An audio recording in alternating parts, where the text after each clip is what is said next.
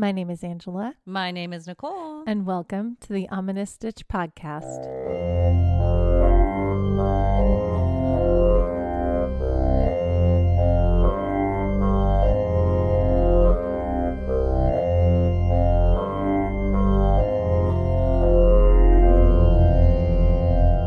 Hello, Stitchers! Hey, everybody. Welcome back to another amazing episode of the Ominous Stitch Podcast. We're back. We're back. It is fall. It's spooky month. It's October! Yay! I'm so excited. I'm so excited, and I just can't hide it. And today, when we're recording right now, the weather is spooky. It's so spooky. It's so fall. It was very drizzly and dark this morning. Yay. And that leads into my stitch. Oh, what's got you in stitches, Angela?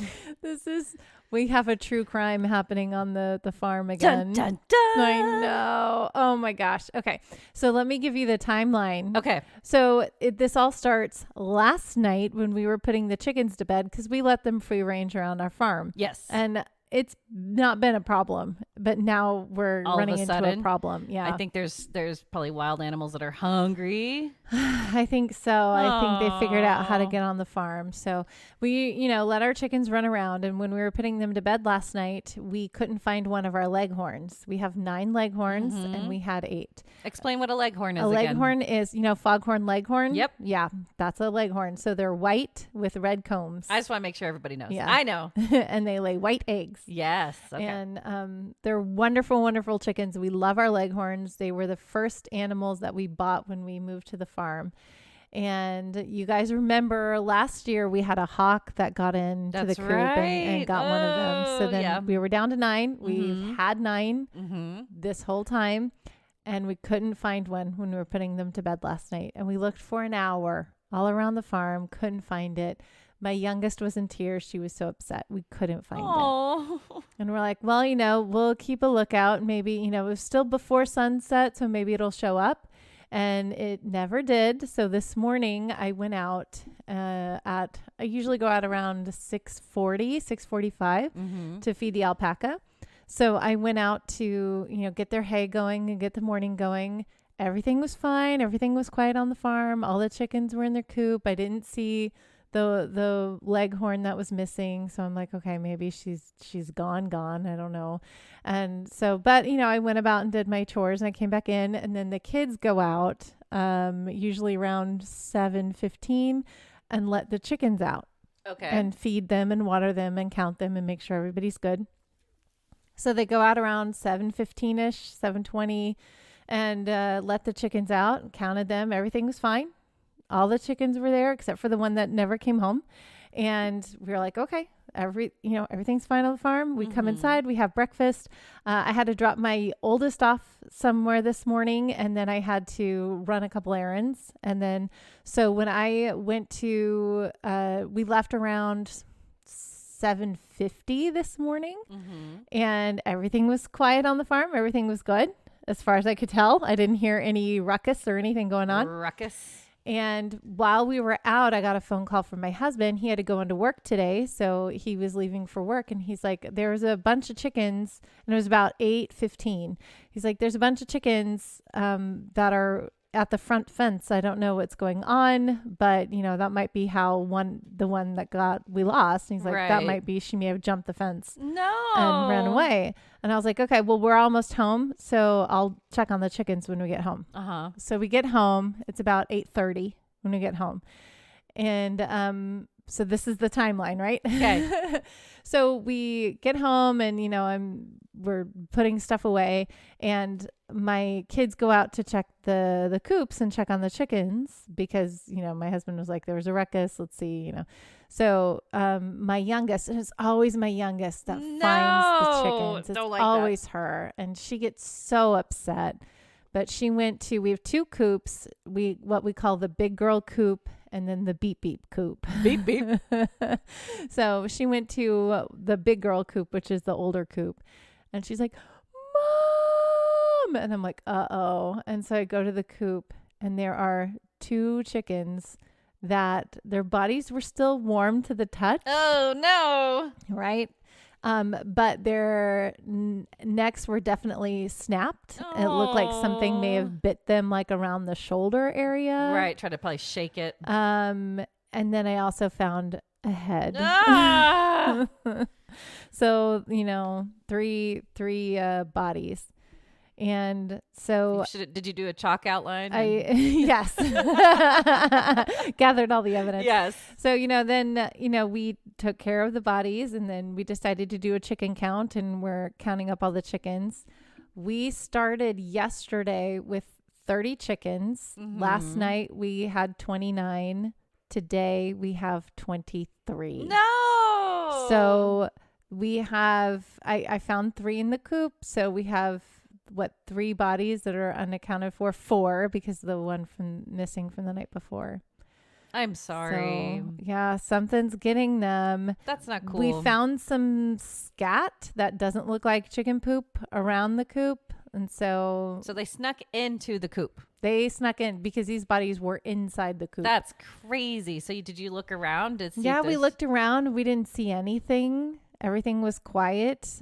We spent like another hour or so walking around the farm, counting all the chickens, looking for more chickens. Any like torn areas that they got into the coop? I didn't see any blood anywhere. I didn't see, there were feathers, nothing torn in the coop. The coop was open because we leave it open. Okay. So they got in from the got open in door. after we opened it this morning. Got it. And so they went in through the open door. And so... Well, chicken do taste good. I'm sorry. Yeah. So now we're down 7. No. We went from 30 to 23. So it was a tragic day. We're going to set up some trail cams and see if we can figure out what's going on and what's sneaking around the coop. It's got to be the pack of coyotes. I think it's a coyote just because it looks like one of the bodies looked like it was snapped. Right. Or the head was snapped, but it looked like it was a bite kind of around the shoulder, Yeah. And the bodies were intact, except for the head that I found. But man. Yeah. And then, then there's Don't 4 waste that are the unaccounted chickens for. If you're going to come and eat it. Yeah, don't just kill them and leave them. That's just mean. Yeah. They must have gotten scared off or something. Yeah, I'm thinking that maybe it was because we came home, or it could have been my husband leaving. Yeah. Because that's when he saw the chickens kind of panicking. Because I'm going to say wild animals don't just kill for fun, Yeah, they kill because they're hungry. Yeah. So they must have gotten scared off and timing. Yeah. Man. And maybe they were going to come back for the 2 that I left, or that they left. But yeah. I'm sorry. Yeah. The alpacas are fine. I was going to say. Nothing was over there. They're more intimidating, so. We have a big herd now. Yeah. So they can scare off a couple of coyotes. But still, it's I'm sorry. Yeah. Poor chickies. Tragedy on the farm. It goes with the ominous mood that we have going on. Seriously. It was a full moon the other day. Oh, was it? Yeah. So, man, I'm sorry. That's okay. So what's got you in stitches, Nicole? Let's lighten the mood a little bit. I'm so sorry. We're excited because if you've been listening to us, we purchased 5K runs for the Disneyland run in January, which is exciting. And we got the theme, which is just I think it's Disney. Classic Disney. Yeah, classic Disney. Yeah. So we've been like looking at things and like the tickets, and Disneyland is not cheap, guys. No, I remember when I was, this was college in the 90s. I remember buying tickets and they were like $100. Right.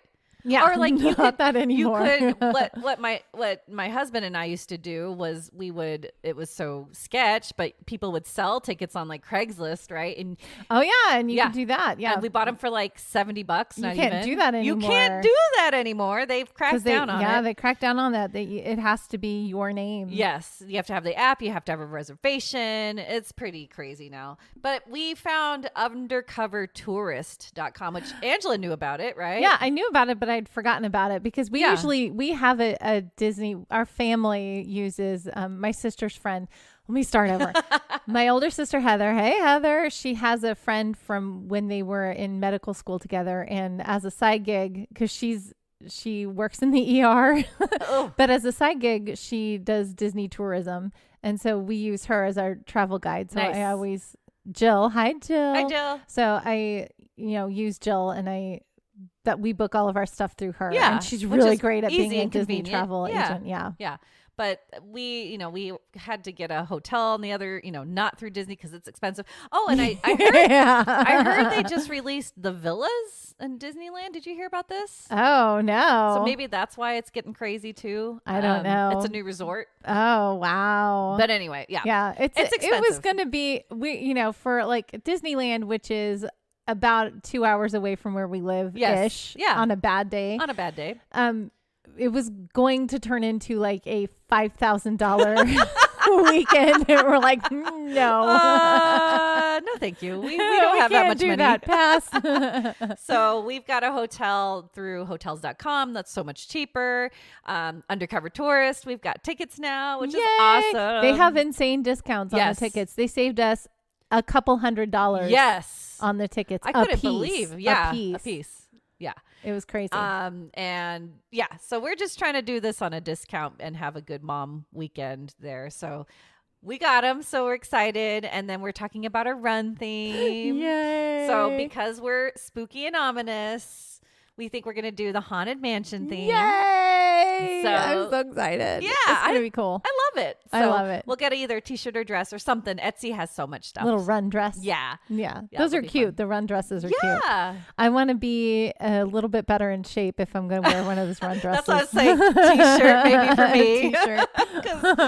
Yeah. But because we're going to the park right after too. So yeah. We're going to be at the parks all day. So yeah. We're going to do 2 days at the park. We're going to do California Adventure on the day before the run. When we check into the expo.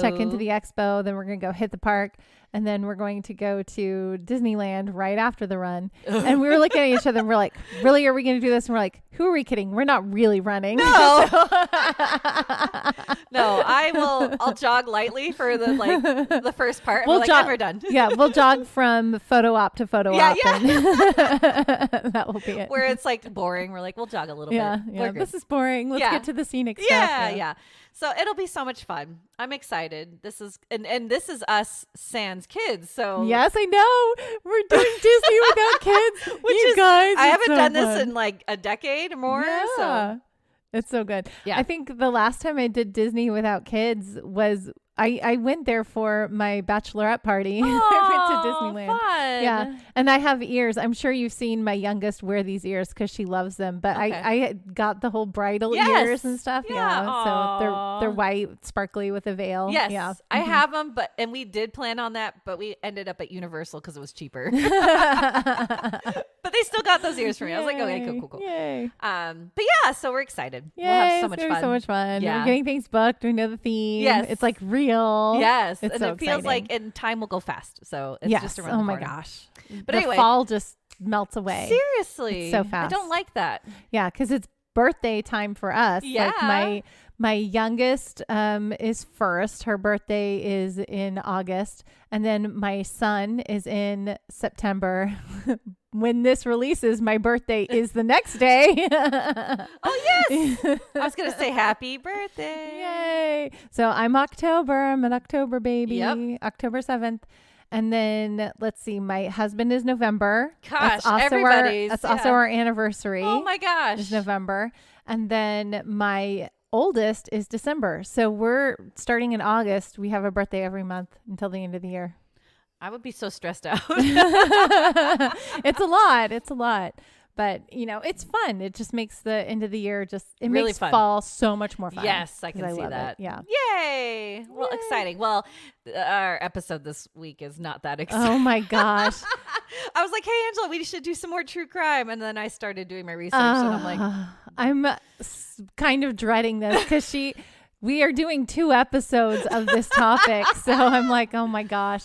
There's going to be a lot of me saying, oh my gosh, yes. I'm sure. And a lot of me just going, oh, and making all kinds of crazy noises. It's pretty rough. Oh my goodness. But for true crime junkies, you're going to love this. Oh, speaking of true crime. Yes. Okay. So have you watched the show on based on a true story? No, you told me about this. Peacock. Yeah, Did I tell the podcast about this? No, you texted me and I said, it. I have no idea what this is. So based on a true crime, it's on Peacock. Okay. And it's funny. So it's Kaylee Cuoco, and I forget what the main guy's name is. Oh, but maybe you did seen talk him in about all this. kinds of stuff. Did I talk about it on You could have, but remind us. Okay. Because I remember Kaylee. You mentioned Kaylee. Kaylee Cuoco. Yeah. Yeah. And she's all pregnant. And she's cute. I Okay. love her. But she's very cute. I've loved her since Charmed. So yeah, she's cute. Anyway, so she's all pregnant on this, and she plays a real estate agent. Her husband plays an ex-tennis pro. He hurt his knee, so he wants to stay in his glory days. But anyway, that's all kind of background story. They're running out of money. They're broke, and they're looking for ways to kind of keep their house going. And there's a serial killer in their area. This is all in the Los Angeles area. Nice. Okay. So there's a serial killer, and she's like a true crime podcast junkie. Okay. Like she many loves of us. Right. True crime podcast junkie. So she's all obsessed with that. And then they find the serial killer. And so just through, I'm not going to tell you how. No, don't but ruin it. It happened, like it gets revealed pretty quickly in the show who the serial killer is and how they find him. And they decide to work with him to do a podcast about what he does. So it's from the serial killer talking about. You kidding me? So they didn't turn him in. He's like doing the podcast. He's doing the podcast. Oh my gosh. Yeah. So they team up with him to make this podcast. That's they're amazing. They're like, no one has ever done a podcast from the perspective with the perspective of the serial killer. Oh my gosh. I like it. Well, it's problematic, obviously. Yeah. But yeah, and so it's a really interesting. I like it. That's a good premise. Yeah. So it's fun. I had it on one day while I was cleaning, and so I was watching it here and there, but like it would grab my attention. I'd be like, "Ooh, what's happening now?" And then I'd be like, "Oh, no, I have to go do." Yeah. I always like to have something on in the background when I'm cleaning. Me too. I can't. Quiet houses, like I love it for about 5 seconds. Yeah. So once everyone's like at work or at school or out of the house, and I have the house to myself, I'm like, for about 5 seconds, and I'm like, oh, it's way too quiet. You're so used to the chaos. I need stuff on. I love it. So it's either my phone is playing YouTube and I'm carrying it around, or I have TVs on, or sometimes I have Fleetwood Mac playing on my Amazon Alexa. I don't want to say her name because she's going to be like, what? What do you need? What do you need? Well, awesome. But yeah. We'll have to check it out. Yeah. Yay. Based on a true story. Ooh, or is that what did I call it? I don't know. It's on Peacock, everybody. It's on Peacock. Kaylee Cuoco. Well, you got some stitching to do I for do me? have some stitching to do. And so this has nothing to do with our topic, but it's I'm really excited to share this with you. So should we get stitching? Yes. Let's get stitching.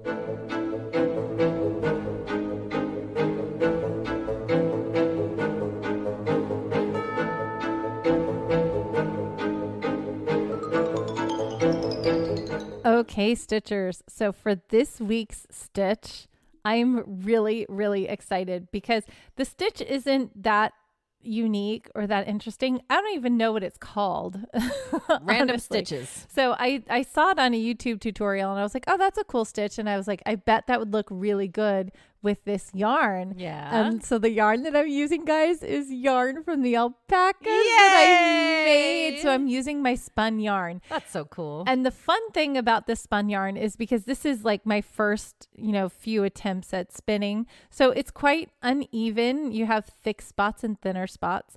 And this is also just single spun. I didn't ply it. What's plying mean? Plying means that I would take 2 strands of yarn and twist them in the opposite direction, so you get double ply. Yeah, okay. A thicker yarn. Got it. And it's stronger, and the standard for alpaca yarn is double ply. But because this yarn isn't that thin, some spots of it are very thin, but most of it is, kind of on the thicker end. And I don't have a thing called a lazy Kate. Do you know what a lazy Kate is? Hi, Kate. I don't think you're lazy. But no, I don't know. No, is it a lazy Kate. Susan? Well, kind of. It's the same idea. So it does spin. So you put your spindles on the Lazy Kate, and it allows you to pull the yarn without it coming unraveled or getting unorganized. Cool. So you would drop your spindles on the Lazy Kate and then put them through the spinning wheel and spin them in the opposite direction. So you can have 2, 3, 4 strands, however many you're twisting. That's so cool. At once. But it keeps the spindles in one place. It keeps the yarn from being all over the place, and it keeps your tension set. Right on. So I don't have a Lazy Kate, so I Dang haven't practiced doing double ply. So this is all just single ply yarn. It reminds me of toilet paper. I'm sorry. Yeah. But you can buy single ply yarn. I have some rainbow single ply yarn that I used when I made my daughter's dragon purse. Oh yes, because it was thinner. Yeah, it was Got really it. Got thin, it. right? Yes. So, and then it also had moments of thickness to it, and then moments of being thin. And I was like, "Whoa, this yarn is uneven." But uneven yarn is gorgeous. It adds so much interest to what you're doing, and you can use a very simple stitch, and it makes it really interesting. Yeah, it's more texture. It's more texture. So the texture is the yarn itself, not the stitch. So the stitch that I'm doing, I'm making, well, I was going to make a scarf, but then I made it too wide. So watch your gauge. I I chained like 50 or 56 or something.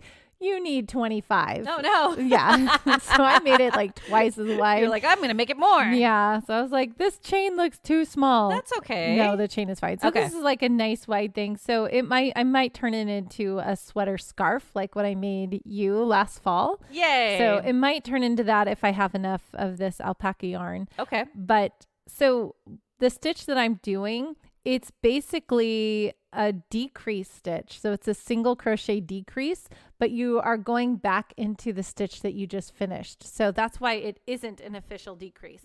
So I'm grabbing my hook so I can show Nicole. I haven't shown Nicole the stitch live in a long time, but excited. This is a really simple stitch. Okay. So basically when you do the double or the single crochet together, you're going to go into the first stitch underneath you, pull up a loop, go into the next stitch, pull up a loop. You have 3 loops on your hook, and then you're going to yarn over and pull through all 3, right? That's a decrease. We know that. Yeah. So to finish this stitch, what makes this stitch different than a decrease is that I'm not going into the next stitch, but I'm going back into the last stitch that I was just in. Oh. And then I'm going to pull up a loop, go into the next stitch, pull up a loop, 3 loops on my hook, yarn over, pull through all 3. So that's what makes it different, because I'm not really decreasing. Cool. I'm just going back into that same stitch. Yeah. And so you're going to do that all the way down. When you get to the last stitch, you do a single crochet in that stitch before you chain 1 and turn. Nice. And that's the difference. That's so cool. Yeah, and then I it just keeps the stitches straight. Pattern. Right? It makes such a cool pattern. It has like all these like really kind of. Yeah, you have these really cool little knots. It makes like a really nice little space. It's very airy, but it really shows off the different degrees. And I'm doing a very loose stitch. Yeah. So this yarn is quite thin, but I am using a 5.5 millimeter hook. So I'm using a big hook to make the stitches really loose to show off the yarn and show off how thick and thin the yarn gets because it is very variegated. So anyway, it's just a really simple stitch. I love that. So it's basically a decrease, but coming back into the same stitch. Yeah, going back into the same stitch. And see how cool that looks? Yes. You guys we'll take pictures. You'll have to see how cool this looks with my alpaca yarn that I spun myself. I love it. But yeah. And yeah, it's a little bit wide for a scarf, but that's okay. It's very wide for a scarf. But if I do make it long enough, it can be a sweater scarf. I was going to say, you could do that. I like that. We'll see. Okay. I think it would be cool as a sweater scarf. You should do it. Okay. We'll see if I have enough alpaca. I'm going to whip mine out sometime soon once it's colder. Thank you. Yeah, you're welcome. I can't wait to see it. Yeah. I definitely want to make one for me. So this may be it. There you go. Yeah. And it's your own alpaca. My own yarn. alpaca yarn. I love it. So that's it for stitch time. Cool. Yay. Are we ready to? No, but let's do this. Oh. It's story time. It's story time.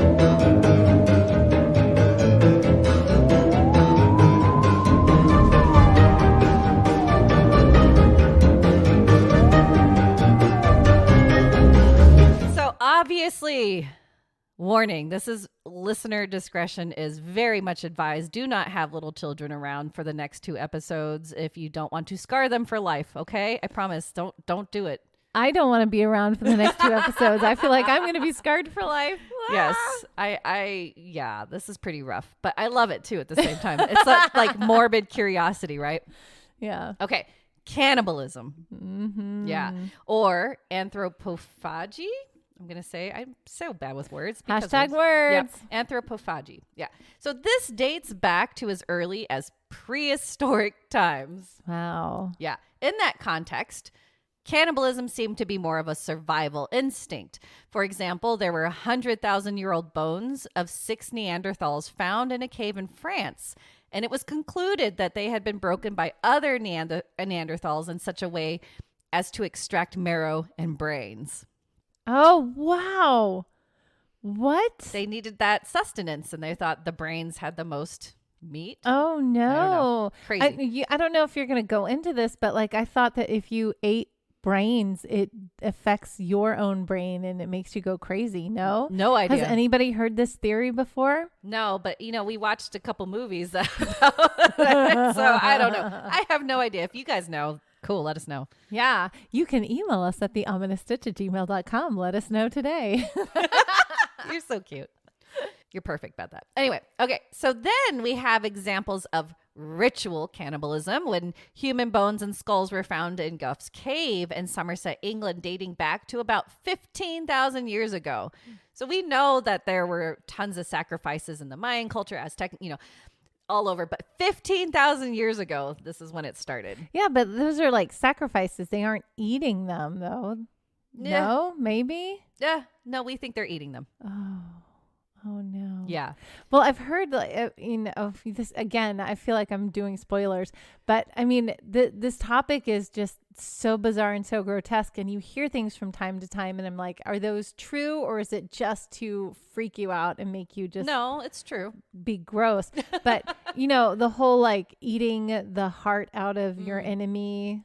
That was a thing. Yes, there were. There were a lot of wars that I read about that. I didn't go into it in this episode, but yes, there's a list on Wikipedia that lists every cannibalistic event in history that they could find. And a lot of them were wars where they would eat the enemy's parts or something just to be like cool, like, yeah, I've got you. I'm going to eat you now. Okay. Random weird question, but kind of goes with this topic. Sure. Have you heard of women eating their placenta after they give birth? Are we talking about that? Is that going? No. Is that cannibalism? That is not cannibalism. No, because my topic today, I'm talking about, and I'm going to talk a little bit more, but our topics this week and next week are murderers that perform cannibalistic things. That tie into the movies that we've watched. Sort of, yes. Okay. Yeah. But all yeah. Right. So it's more murders, not eating things because they want to try human things, because that is very alive in a lot of cultures. Placentas, that's a totally different thing. That's just or survival, like the Andes. That's what I'm going to talk about a little bit, but yeah. Okay, I'll stop now. I'll let you do your thing, girl. I know do you're your very thing. curious. Yeah. No, it's crazy. No, so during the first Mithridatic War, about 89 to 85 BCE. Okay. Oh my gosh. Athenians had to resort to cannibalism because they had no access to other sustenance. So again, this is survival modes. Yeah. And we have the infamous Donner Party that were stuck in the Sierra Nevada mountains in 1846 to 1847. Mm-hmm. Although not only did they eat those who succumbed to starvation, sickness, or extreme cold, they did kill 2 Native American guides for their meals. Mm-hmm. But again, they were just so ravenous, they needed food. Right. Now, what's fascinating is in the 16th and 17th century, specifically in France, there were many cases involving the accusations of werewolves, where children were found missing, murdered, and eaten. We had 2 Frenchmen in 1521 named Pierre Burgot and Michael Verdun, who were accused of lycanthropy, which is werewolf. After killing and eating 6 children while transformed into wolves after making a pact with a witch coven. Oh, no. In 1598, Nicholas de Mont, which likely is more of a legend, but he supposedly burned at the stake for murdering and eating 50 children in Chalon-en-Champagne. And 1603, Jean Grenier claimed he himself was an actual werewolf and, similar to Nicholas, murdered and ate over 50 children from the town of Saint-Sever. Gross. Just don't eat children. Don't eat people. Don't eat it. Don't children. eat people. Don't Yeah. eat. Oh, And since man. Grenier was so young, he was sentenced to confinement for life due to his young age. So this guy was young. The conspiracy alert. Conspiracy alert. Okay. Jazz hands.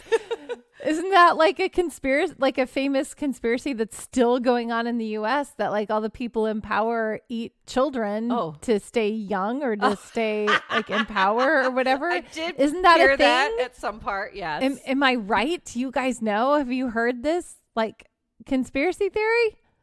Oh, it's so Well, there are a lot of lizard people and whatever. There are a lot of people missing daily, so that is scary to think. Oh, my chickens too. But chickens are good. Oh, chicken is good. I'm probably making chicken for dinner tonight. Homage. I feel like chicken tonight. Like chicken tonight. Not humans. No. Okay, but within the 21st century, there were almost 50 cases of murder with cannibalistic intentions or acts. Why? And some are not just one or two people. There are some where there are over 30 victims. Oh. I'm sorry for that sound, but it's crazy, right? Oh my gosh. So today's episode, like I said, I'm going to discuss a few murderers you already know maybe, and some you may not. It's just a few today, because then next week it's going to be even worse. It's a doozy. Listener discretion advised, heads up. And I'm going in chronological order. That's why I'm doing this. It's because I need some kind of order. Yeah, I'm so organized, right? So today is 3. It's going to go in an order. Next week, it's 2. Okay.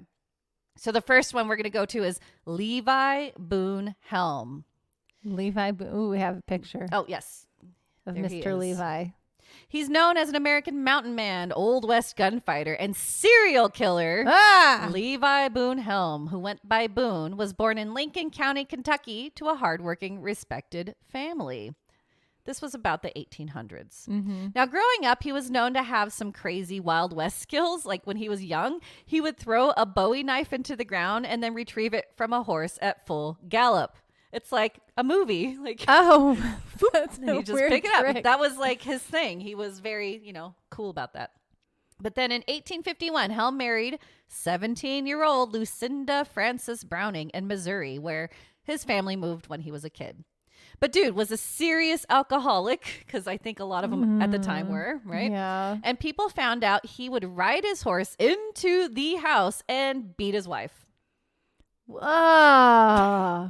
No. Yeah, don't do that. The domestic violence grew to the point where Lucinda wanted a divorce. Well, yeah. Good girl. The first time he hits you, get out of there. You're out. So Helm's father actually helped pay for the costs, which ended up bankrupting him. And since Boone basically ruined his family's name, he figured he should hop on the bandwagon and head west to search for gold. So he's like, okay. I'm sorry for ruining your name. Let me go get something. Okay, but he didn't want to go alone, so he invited his cousin, Little Berry Shoot. Isn't that a fun name? Little Berry Shoot. Little Berry Shoot. Little Berry Shoot. I love it. Oh, that's like the best thing in this podcast today. Little Berry Shoot. Little Berry Shoot. He invited him, his cousin again. He said sure, but then he grew hesitant and backed out, which triggered Helm to stab him in the chest and murder him. Oh my gosh. He probably grew hesitant because he's like, my cousin's crazy. Yeah, I don't want to go anywhere with him. And then he wound up dying anyway. He killed him. Oh, poor Little Berry. Poor Little Berry. Okay, my next animal is going to be named Little Berry. Just cute. in honor, because that's cute. Homage, yeah. Little Berry. Little Berry. Now, Little Berry's family and friends caught up with Boone and threw him into a mental asylum. Good. Right? He is crazy. He's insane. But here, He gained the trust of a guard to take walks in the woods, and sure enough, he escaped. Oh, he escaped. I was like, he murdered the guard. He could have, but no, he was like, and ate his face. It was, like a daily walk in the woods, and then he's like, yeah, no, I'm gonna peace out of here. Well, yeah. Yeah, don't trust insane people. Oh my gosh. Yeah. So he's gone. Now he kept traveling west to California and apparently murdered a few more men along the way. I'm sure he did. Yep, during various altercations. He decided to join a group of 6 men to keep away from the law. And to those 6 men, he confided he had eaten part of all of his murder victims. Oh, man. Blech. He was. That's my reaction to this whole thing. Now, he was quoted stating, "Many's the poor devil I've killed at one time or another, and the time has been that I've been obliged to feed on some of them." Oh, this man. He is crazy. No, thank you. After some other crazy shenanigans, he finally reached San Francisco, where he befriended a rancher that had taken him in. But soon after, Helm murdered him as well. Of course. Of course. I guess the ranch didn't last very long because he then worked his way north to Oregon, where he made thievery his occupation and often murdered his victims. Mm-hmm. In 1862, he had been drinking heavily in a saloon and gunned down unarmed Dutch Fred. He once again was on the run and decided to murder and eat another fugitive that had been accompanying him. Okay, so he had somebody that was with him, and he's like, "I don't want you anymore, and so I'm just going to kill you. I'm going to kill you and eat you." Oh man! Helm was captured by authorities, but then one of his 12 siblings, named Old Tex, bribed all the witnesses so that Helm would have to be released. Why? No, Sibling life? I don't know. No. Let's say your sister was put in jail. Would you There get her are out? too many people. No, if I love my sisters very much, but if any of you eat somebody and kill somebody, I'm sorry, I'm not helping you out of jail. Maybe Old Tex didn't know he was eating everybody. But he knew he was killing people. He knew his brother. That's true. Yep. Oh, man. Yeah. Ugh. Why are so many people helping this dude? I don't know. This is insane. That's kind of the theme to a lot of this. Oh, my gosh. Now, Helm maintained his murderous rampage again when he was released. Of course he did, because he stop. is a serial killer, and he literally has a taste for killing. Yep. And eating people. Literally. Oh. He was caught again, though, in Montana while teamed up with notorious Henry Plummer and his gang. They were all arrested and tried in secret and ended up being hanged on January 14th, 1864 in front of a crowd of 6,000 people. Good. Finally. I would watch him hang. Yeah. like all those people that you ate. Don't eat. Okay. Don't kill, but don't eat people. I don't understand.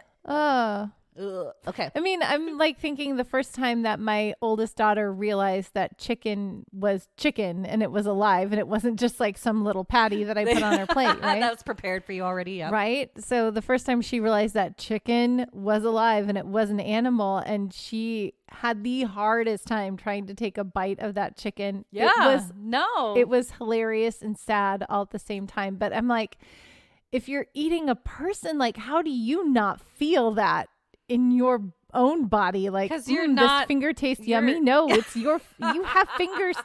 No, you're hardwired to not be human at that point. I feel like he's not. He can't be. He obviously has no empathy. No. His brain is not hardwired. Right. It's got a lot of things that are off. So it's so crazy. Okay. You want to go on to the next case? Yeah, I guess so. Yeah. So this one's a little more infamous, especially in the Midwest. But we're going to go on to Alfred Packer. Have you heard of him? I don't think so, but he has dead eyes. His eyes are dead. There's nothing behind that gaze. Yeah, this is crazy. He looks so creepy. This is a crazy case, okay? I like this one because it's not just all out serial murders. Like the last guy. How many people did Helms kill? I don't know. It didn't give me a tally. But like a gajillion. A lot. At least over a dozen. Yeah, that we know of. Yeah, I'm sure there were more. It could have been more. Oh, man. All right. Okay, moving on. So I have to shout out Wikipedia. A lot of these cannibalistic murder cases have a lot of details on Wikipedia. I do a lot of research. I go through all websites, but man, this was insane. Wikipedia. Yeah, get it. What is going on? Yeah, you have this sick fascination, man. It's way more details. Like, how do people, like, kids have access to Wikipedia and can see all this? I was like, oh my gosh. So heads up. Look, they could they could be wanting to research cannabis and they write Cannibals.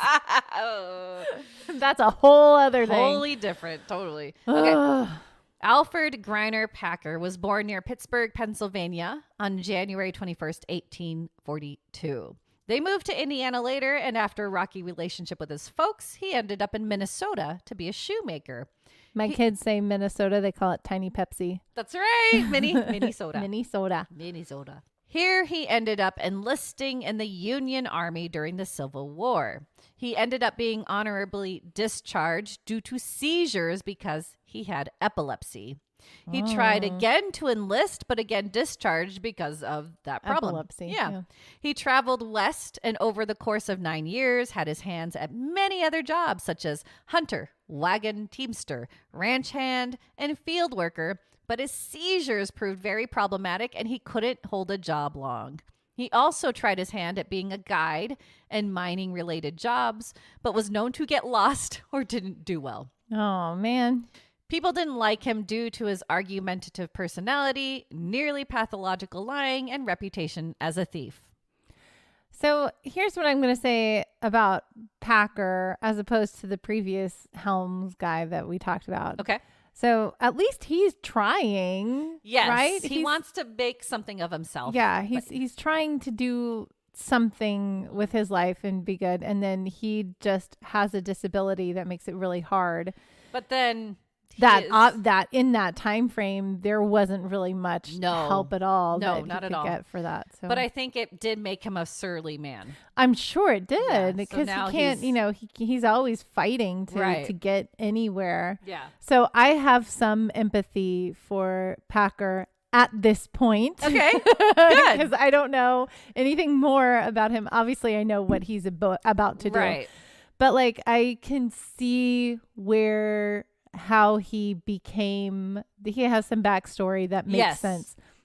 Whereas Helms he was just an asshole from the beginning. Exactly. He just wanted to kill people. Yeah. They were not cool. His brain was not wired right. And people kept helping him, which is insane. That doesn't make sense, right? But this man, he seems like he had some things going. Like he was trying. So that gives, I don't know. So you feel a little bit for him. I feel a little bit for him, which is worrying me because I know I'm going to hate him. Well, I think there's going to be some ups and downs. With Packer? Yes. Okay. So I think you're okay right now. Okay.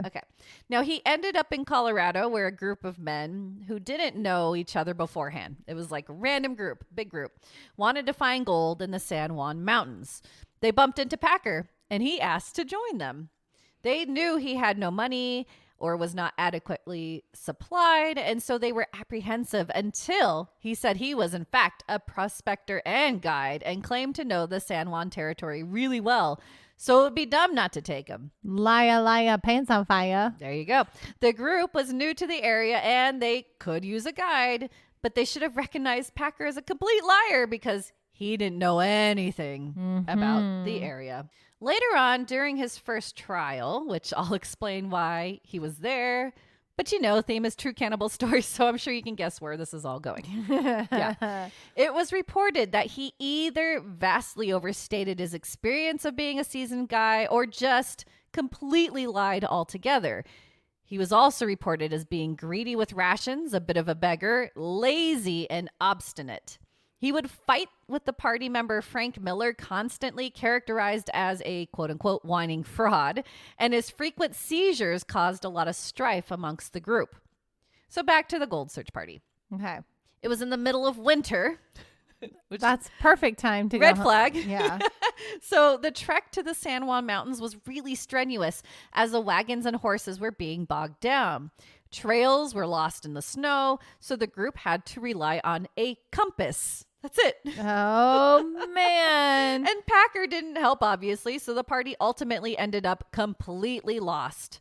They went through their provisions quickly and relied on horse feed and almost their horses until they happened upon the encampment of Chief Ore.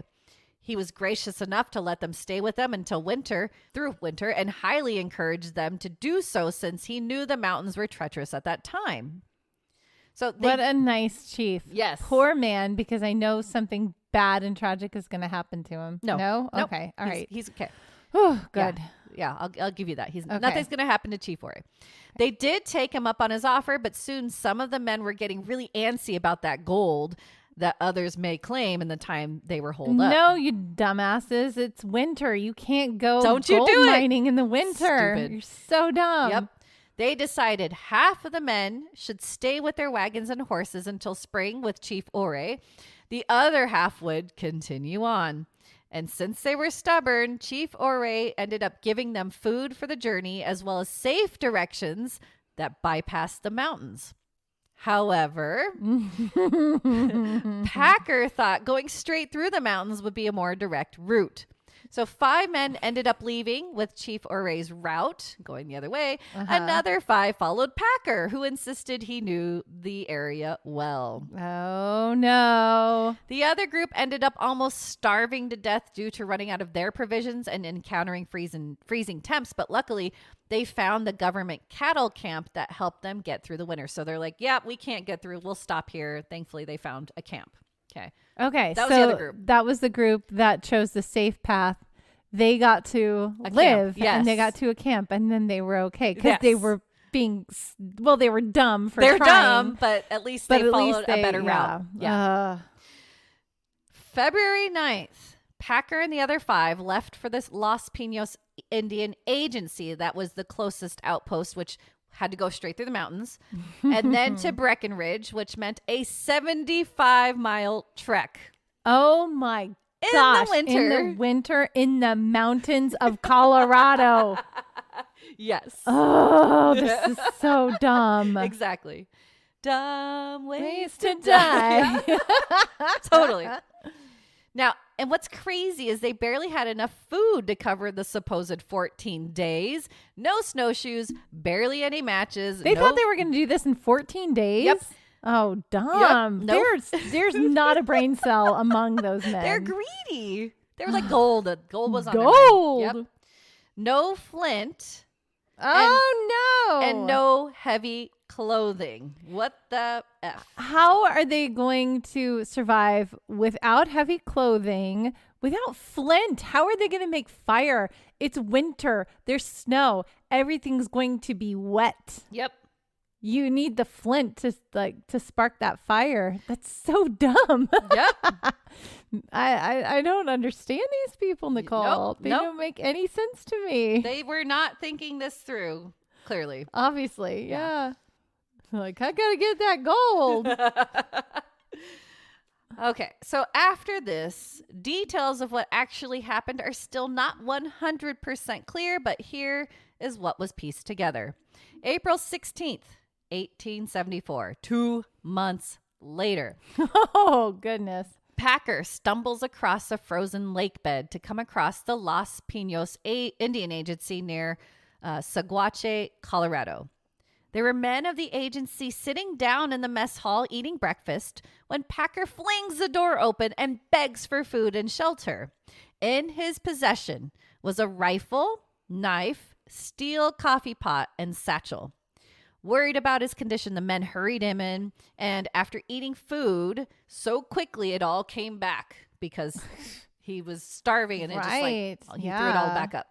But he did keep down several shots of whiskey. Oh, well, hey. Which soon after, he relayed all the information about his journey and that he became snowblind and lagged behind the party, which was a burden for the group. After they gave him a rifle, they abandoned him. He survived in the winter wilderness on roots and rosebuds. The men listening to this tale thought it was odd because for being lost alone in the frozen mountains, he did not look malnourished or starved. In fact, the reports were that his face was practically bloated and overall physique not skeletal. He stayed at the agency for 10 days, sold his rifle because he was broke, and said he wanted to head home to Pennsylvania. He's not from Pennsylvania. Oh, he was originally, remember? Oh, okay. Pittsburgh. He grew up in Pittsburgh. Okay. Yeah. Okay. He then traveled to Saguache and roomed in Dolan's saloon, where the owner claimed he spent over $100, which today is equivalent to $2,693. He even offered to lend Larry Dolan $300. He then spent $78 in Otto Mears' general store. There were claims he carried several different wallets with him. And as a heavy drinker, he would drink and tell contradictory stories of his journey and how he was separated by his group. So gossip spread, especially since no one from the original party had returned yet, until Preston Nutter, a member of the original party who stayed at Ore's camp, arrived in Saguache with 2 other members. When Nutter found Packer at Dolan's saloon and asked where everyone else was, Packer's story changed. He said, the group set up camp when a winter storm fell upon them. Packer started a fire and remained there with a rifle left by a member in case of trouble, or if they never returned. And that's exactly what happened. They never returned. Yeah, because they're in his stomach. He presumed they abandoned him. Again, he relayed he lived off rosebuds and the occasional squirrel, but also thought he looked pretty well fed for someone who was on the brink of starvation, and that 5 miners would not just abandon their guide that he claimed to know so well, right? Like he knew everything. Why would they abandon him? And he also noticed in Packer's possession was Frank Miller's skinning knife.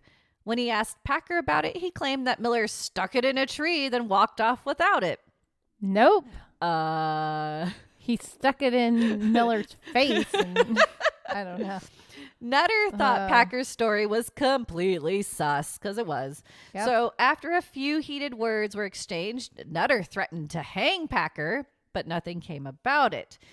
Soon after, the party that had went the other way arrived at the Los Pinos Indian Agency. They relayed Packer's story to them and immediately thought it was absurd, as they knew the group and they knew they would never have abandoned a man to die. So Oliver D. Lautzenheiser, one of the party who always had suspicions of Packer, told General Charles Adams, head of the agency, to dispatch a mounted agency officer to pick up Packer, but to tell him that it was a recruitment to search for the missing men. And what convinced General Adams was the fact that Packer was carrying things that belonged to other people in the party besides that rifle. Right. So they're like, okay, let's go get him. While Packer was gathering his stuff to leave town, he was approached by Nutter and some other men, and the agency officer arrived just in time to interrupt their quarrel. So it was like they were all, that Wild West. Right. Front, yeah. But no, he came out. He said he had to come with them to be the guide for the search party looking for the remaining men in his original group. He reluctantly agreed, since the other option would be vigilante justice set forth by Nutter, because Nutter was going to kill him there. So it's like, oh, sure. We'll go look for them. Before he followed the officer back to the agency, Nutter apparently had a private chat with the officer. Now, upon his arrival to the agency, the officer he rode with quickly told General Adams what Nutter told him, that he spent over several $100s during his 6-week stay in Saguache, even bought a new horse and saddle, and possessed items that belonged to several different missing men. Why would he stay? I don't know. He didn't know where else to go, maybe? Yeah, that's a good question. That just seems... taken off. Okay, we know that intelligence does not factor in these people, because they're like, let's go get gold in the middle of winter in Colorado in the mountains. Exactly. Yeah, I don't know why he stayed so long. But yeah, so he was carrying all that stuff, but Packer was penniless when they first met him. So how did he get all that money? Yeah. I wonder. Packer unloaded the same story he gave the first time and showed genuine concern for the other missing men. So after questioning about where Packer received the money he used to spend in town, he claimed he received a cash loan from a guy in Saguache. And General Adams said he would send an officer to town to verify his story. And Packer agreed with slight hesitation. Well, that officer left and returned and told the general and others that Packer was seen with multiple wallets and told different stories about his journey and found no one who lent him money.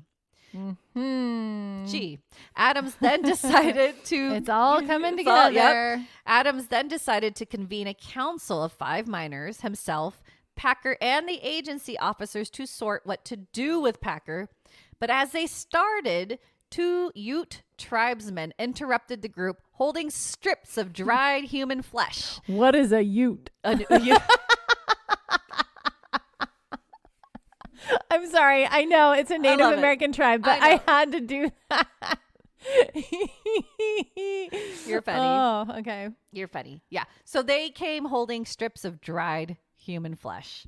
And they referred to it as white man's meat. And they had found this on a hill near the agency while hunting. Gross. At this, Packer reportedly fainted and crumpled to the floor. He's like, oh no, I've been caught. He's like, oh. Now, after being revived, Packer begged for mercy and swore to make a full confession, but was mute for a while. Finally, he cryptically told Adams it would not be the first time that people had been obliged to eat each other when they were hungry, and proceeded to tell his story. Well, the first of many. Oh, no. This guy, man. Yeah. Nicole. It's crazy, right? This is a crazy one. Now, Packer mentioned they ran out of food soon and started eating roots, pine gum, rosebuds, and occasional rabbit. But being winter, wildlife was scarce. He felt everyone started eyeing each other in an unsettling way. After a few days of this, Packer claimed he left their camp to gather dry firewood, and upon his return, he found 4 men around the slain body of Israel Swan, who was struck in the head with a hatchet and killed instantly. The 4 men began to butcher Swan and ate the more agreeable parts of him, packed some up, and moved on. And Packer got to have Swan's rifle. 2 days later, they were out of meat, and they decided in secret that Miller would be the next to go because he had, quote unquote, more flesh. He was then struck on the head with a hatchet, butchered, and consumed. Packer took Miller's knife, and Miller's share of Swan's money was redistributed among the 4 men. One by one, each of the men were chosen for sustenance, and it had come down to Bell and Packer. They swore they wouldn't eat each other and would tell anyone else that the 4 others perished from the elements. The 2 trekked on and found a lake to camp nearby. At this point, they were back to starvation mode, and Packer claimed that Bell jumped out of his blanket and screamed that he couldn't take it anymore and told Packer that one of them was going to die for food. Bell then charged at him with a hatchet. Packer deflected and struck Bell in the head with the hatchet. He proceeded to then butcher Bell and ate as much as he could of him for the last leg of the journey and even packed a bunch of him away. He also took Swan's remaining money from Bell and carried on. Once he spotted the Los Pinos Indian Agency, he threw the remaining strips of Bell's flesh away, thinking wild animals would get to it. Lastly, Packer confessed he had grown quite fond of human flesh and found the portion around the breasts to be especially delicious. Gross. Gross. Ew, ew, ew, ew, ew. Just ew. And I call all of that BS. Good. He totally killed each and every one of them. He was not like the innocent one. No, they all killed each other and not me. No, you would have been the first one to die because nobody trusted him and he was totally suspicious the whole entire time. That's a load of crap. Everyone can see through that. Oh, totally. He's a horrible liar. Yes. Yeah. So there was obvious outrage amongst the makeshift council. And we distributed the money evenly. Yeah. And everybody got bullshit. No. Sorry, I know I'm cursing, but like, no. No, it's good. General Adams conferred with them to determine the next course of action. They decided to put together a search party to find the other men's remains. And the 5 Utah men did not believe one single thing, just like you, about Packer's story about everybody. Well, yeah. It's crazy. Nobody would believe that story. No. No. It's absurd. The Ute tribesmen were then consulted about the lake Packer described, and they said it was roughly 50 miles away. So the search party, which consisted of the 5 miners from Utah and others, left, and Packer led the way. I know. They put him in charge Why? again. No idea. Oh, my God. Maybe they just wanted to keep an eye on him, but still, like, why would he do it, right? Yeah, no. No. When they reached the area of the Lake Fork of the Gunnison River 2 weeks later, Packer claimed he was lost. Well, duh. Well, duh. Yeah. Don't trust him anymore. Why? I don't understand people. No. Oh, my gosh.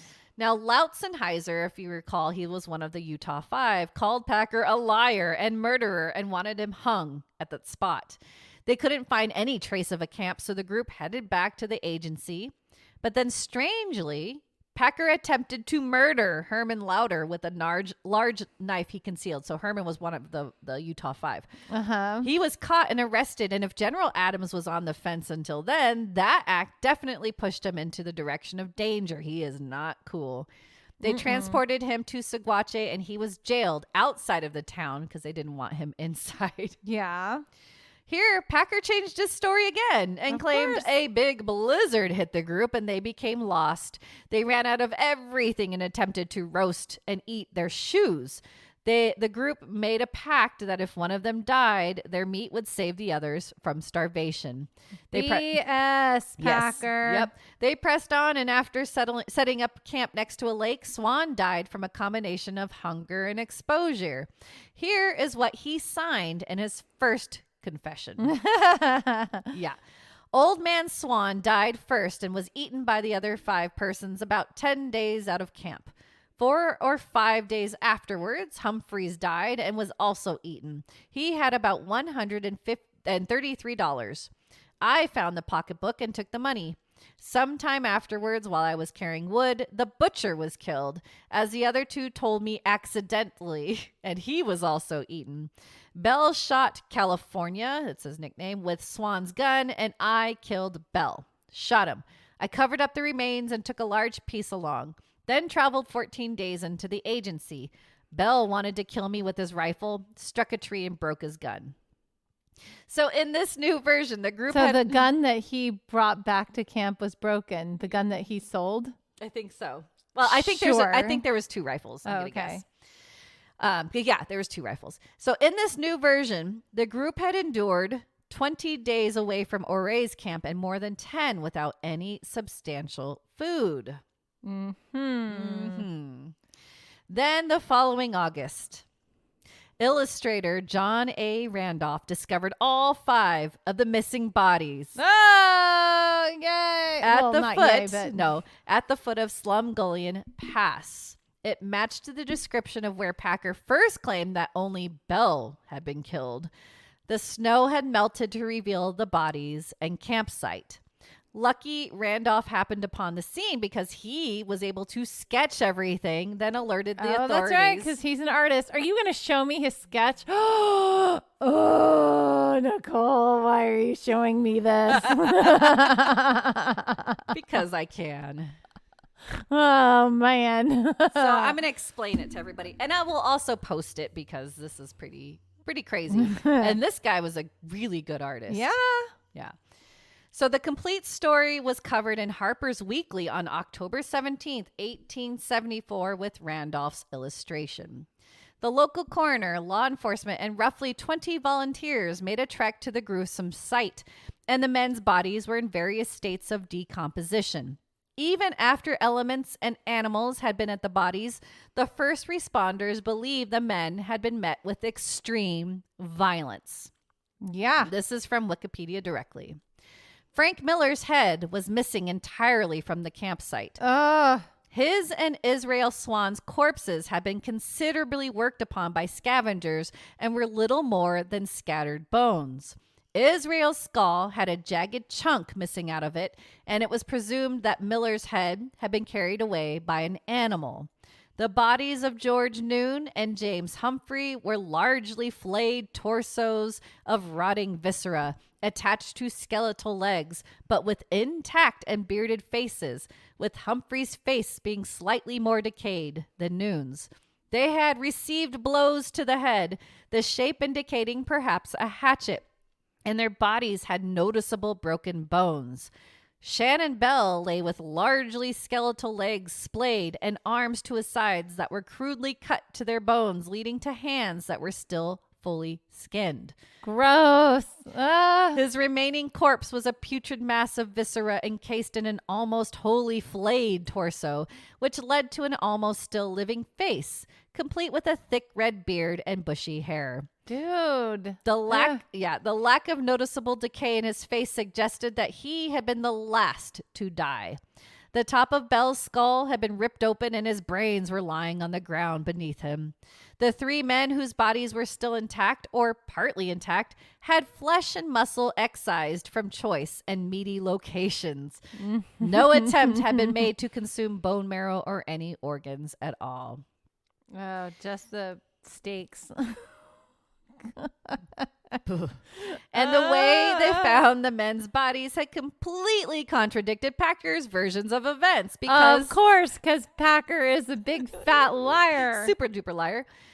Because they were all together, not scattered across miles. There was evidence that suggested the deaths had occurred before supplies were totally exhausted. Oh, gross.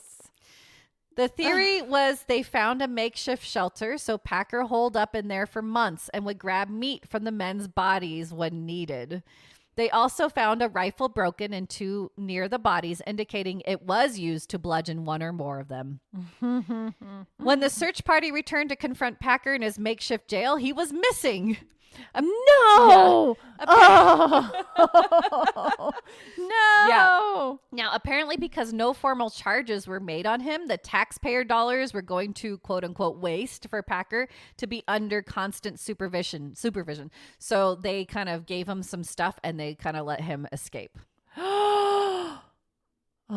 So they were like, no, there's nothing. We don't think there's anything. Why is this a theme? Isn't it crazy? Let these murderers just go. Yep. Why is this a thing? It's a big theme in this whole, yeah. So March 11th, 1883, Packer was found living under the alias of John Schwartz, one of the original members of the Utah mining party who had stayed behind at Chief Oray's camp that winter.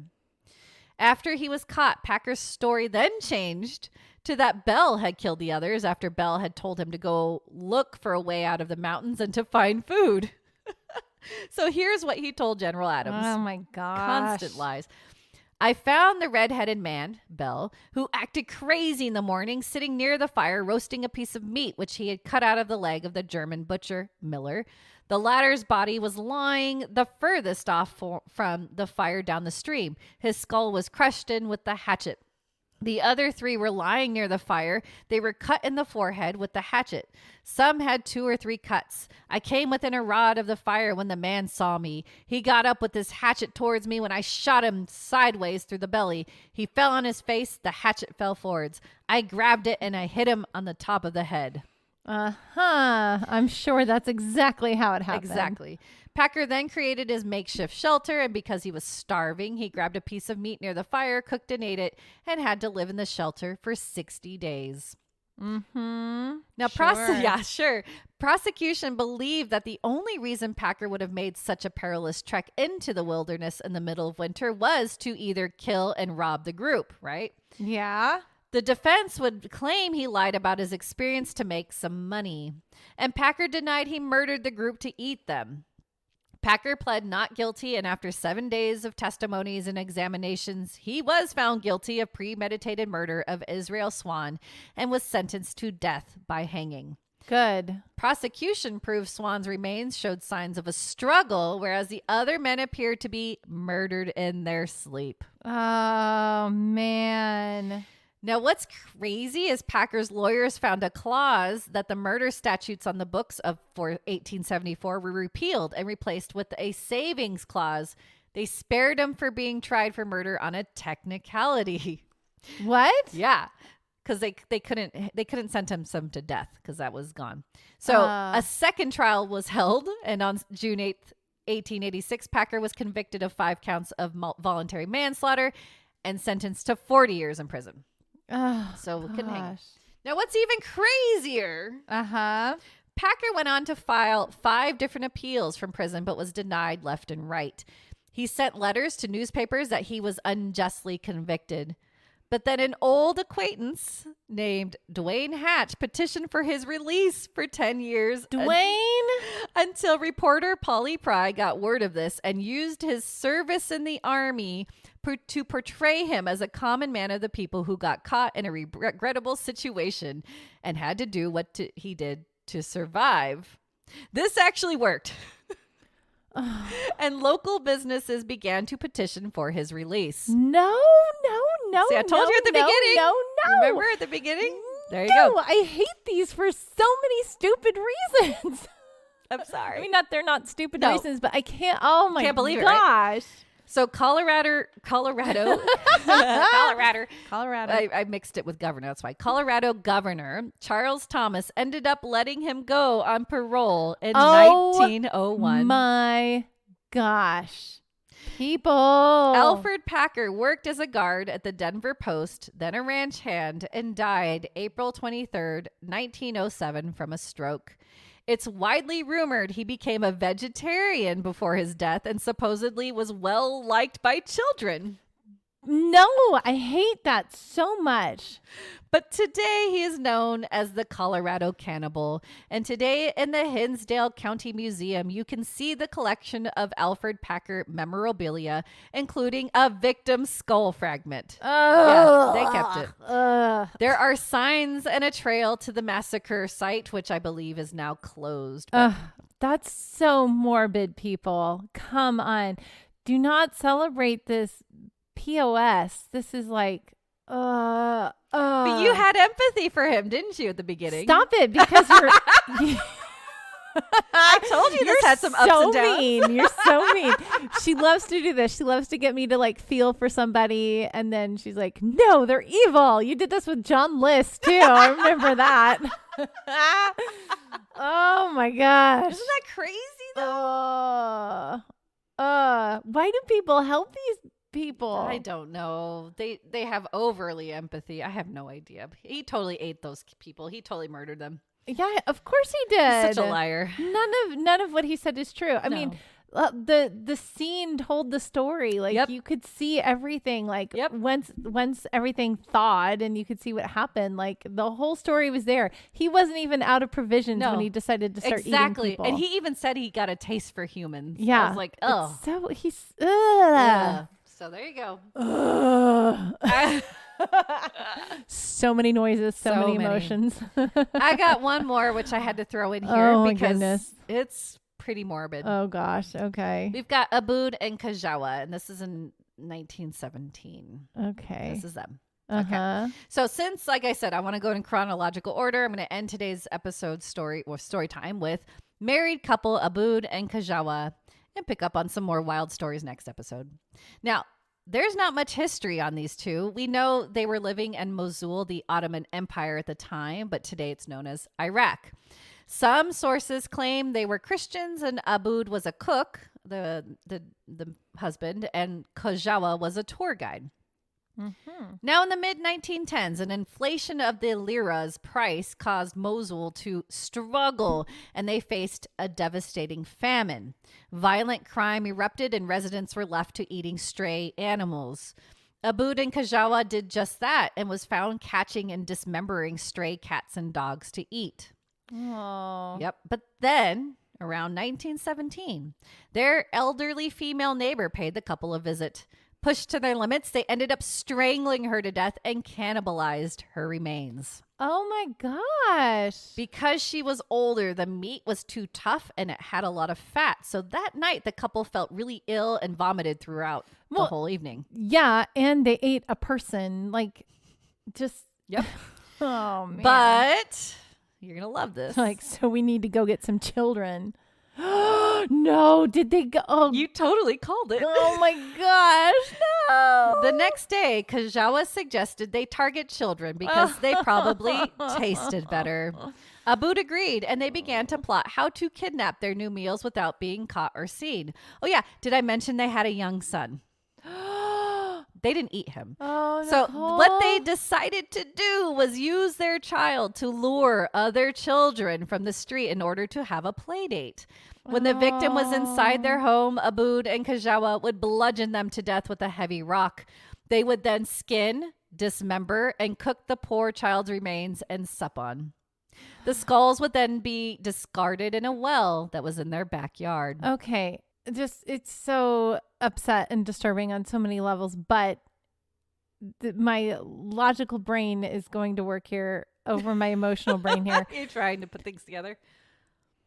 I don't think that this is it's not a good plan, but it's really not a good plan because, like, wouldn't the parents catch on really quickly that, hey, my kid went to this kid's house for a play date and never came home. Well, ooh, my kid did that too. I wonder what happened. Like, no, okay, yes, that's exactly what I think. But let me go into this next statement because it's crazy.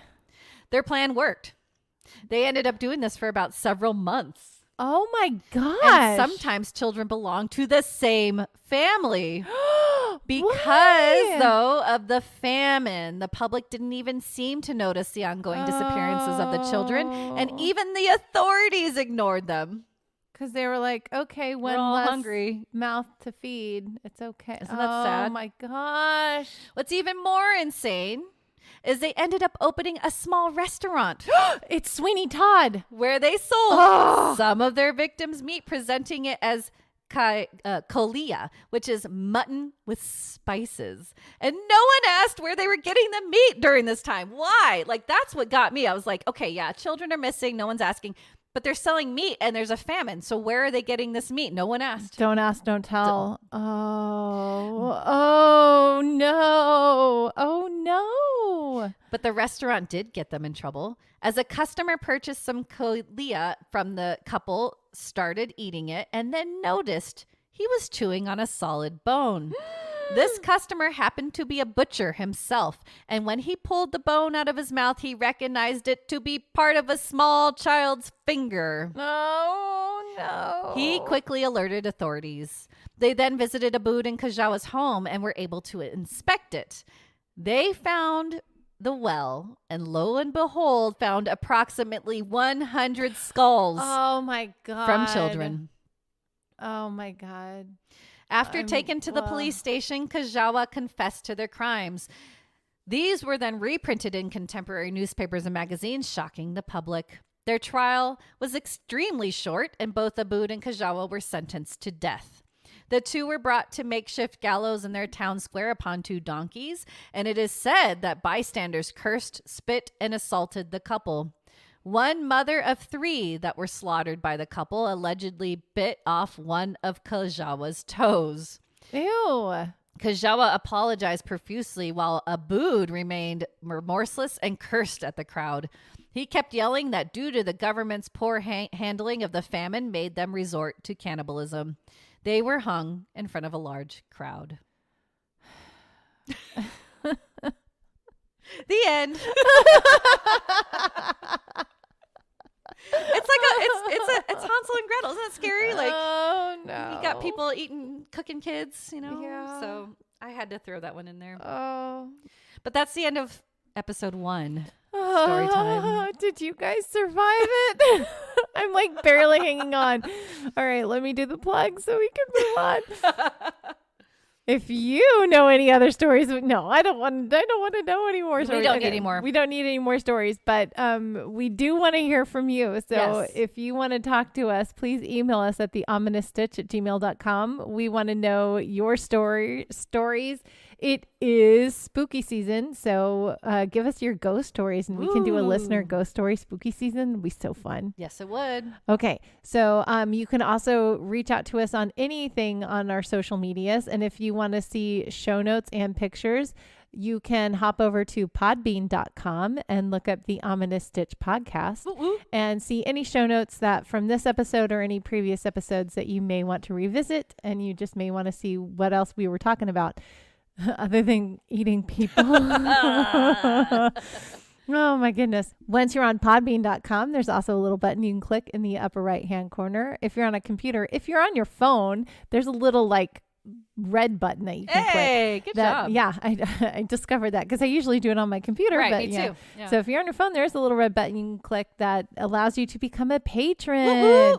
We love our patrons. Hey. We send you stuff. It's another way for us to connect with you. We send you stuff. We give you shout outs. We talk to you. We have special patron content, patron episodes, and it allows us to continue to make these for you guys. Because without you, we can't do this. Yes. So we love our patrons. We love our listeners. We love our stitchers. Thank you for joining us today and getting through this with us. We do have one more thing to talk about. Which is way better. Way better. It's movie time.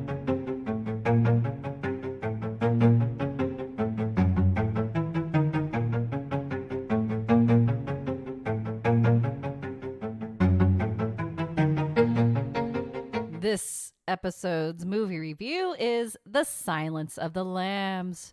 Released in 1991, IMDb rating of 8.6 stars. And synopsis: a young FBI cadet must receive the help of an incarcerated and manipulative cannibal killer to help catch another serial killer, a madman who skins his victims.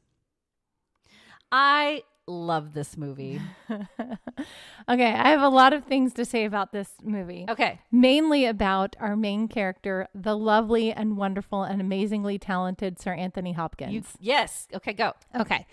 So back in a past life of mine, I worked at a pet store in Malibu. Okay. Okay. And in that pet store, we, sold designer dogs to the stars and designer cats to the stars. Ooh. If any of you know Mr. Hopkins or Sir Hopkins, he is a cat lover. Oh. In particularly Sweet. Bengal cats. He loves Bengal cats. Pretty.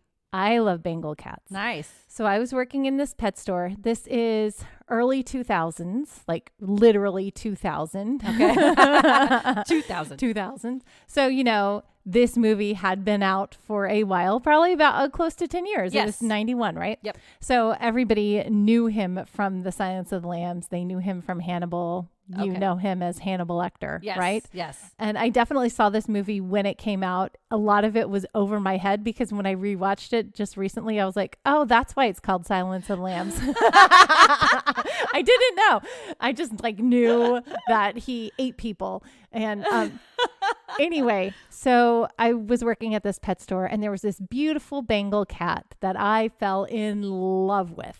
Aww. I loved him. I was in love with him. I would hold him all day long and I just wanted this cat. Aww. But being a designer cat in Malibu, Yeah. they're not cheap, right? No. And I was working at the pet store, so I'm like, I can't buy afford this it. cat. I was Yeah. putting myself through grad school at the time. I'm like, I can't, I'm a grad student. I can't spend money on anything. Right. And Mr. Hopkins comes into the store. He's Ooh. lovely, wonderful, sweet, kind, caring man, but I can't see anything other than Dr. Lecter. Nobody can. Unfortunately. And he fell in love with this cat. Oh, good. No, my heart was breaking because I'm like, he's going to eat the cat. So I thought he was going to eat the cat. No. But, it was fine. He obviously did not eat the cat, but he Obviously. he bought the cat along with another one that Okay. happened to be the sister of that cat. Yeah. And he was having remodeling done at his house. So he asked us to board the cats while the remodeling was happening. So we did. Okay. And every day I'd go in and my heart would break because I think he's going to Oh, eat this cat that I'm in love with. Yeah. Because, and dumb brain. That's where my brain is going. And then one day he called and he had changed his mind about the animals because the construction was going to be going on much longer than he was anticipating. And he's like, I want them to go find a home instead of staying boarded there. Oh. And he will come back and purchase a cat when he's Ready. ready.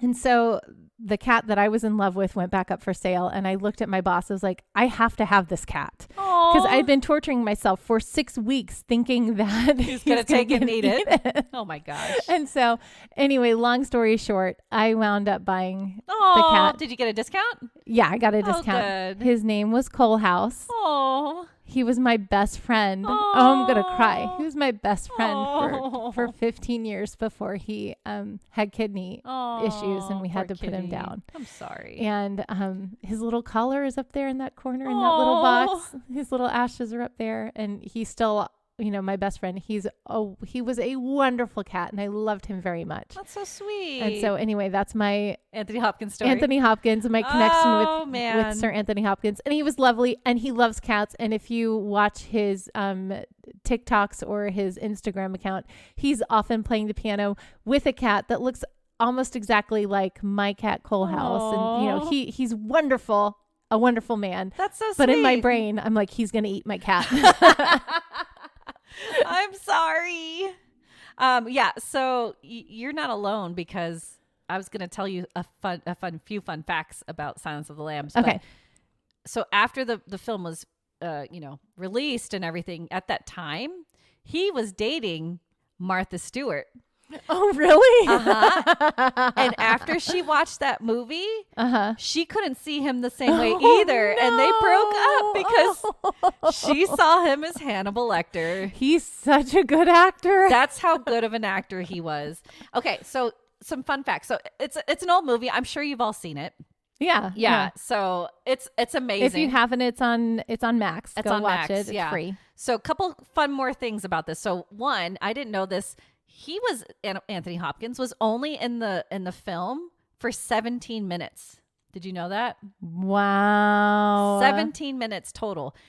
He won Best Actor. Yeah. And that year was, what was it? 91. 92 would have been 1992 Oscars. They won 5 Oscars. Gosh. 5. Jodie Foster got Best Actress. Anthony Hopkins got Best Actor. I think it was like Best Director, Best Film, and something else. I forgot. But it was such an incredible movie. Oscars.